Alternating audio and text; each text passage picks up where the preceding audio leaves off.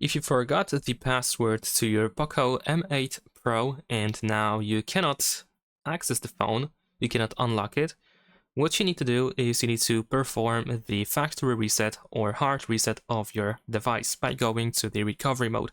Of course, this means that everything that you have on your phone will be removed unless you have a backup. But once you are ready to perform the hard reset, first of all, we're gonna use the power button and volume up button to open the power menu. There we go. Once you open the power menu, you want to slide down over here to restart your phone. And once you restart, you want to press and hold volume up.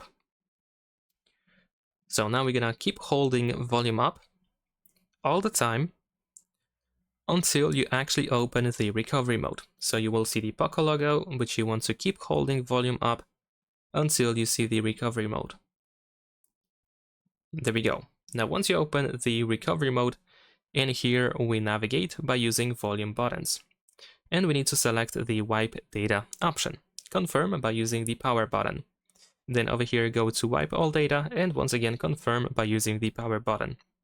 And this is how we can erase everything from our phone, and hopefully you will be able to set it up again from here.